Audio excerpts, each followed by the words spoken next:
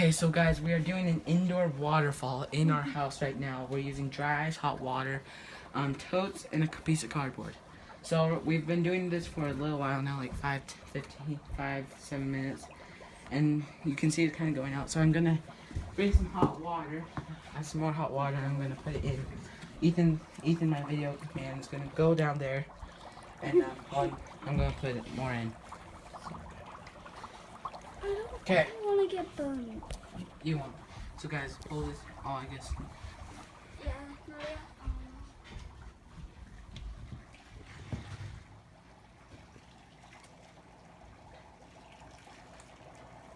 Okay, now it's really bubbling. It's bubbling a lot, and it's going farther down than it has been before. So this is an indoor waterfall. I don't have the indoor. It doesn't. It's not really going down as much. And if you have a ledge that you can look down in, it looks way better.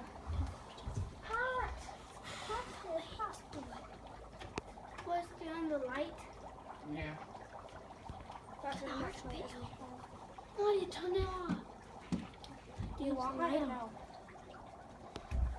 So see, as you can see, it has like a misty No, just feel. because they keep getting in front. It's not some. Oh, it's starting to get wet though.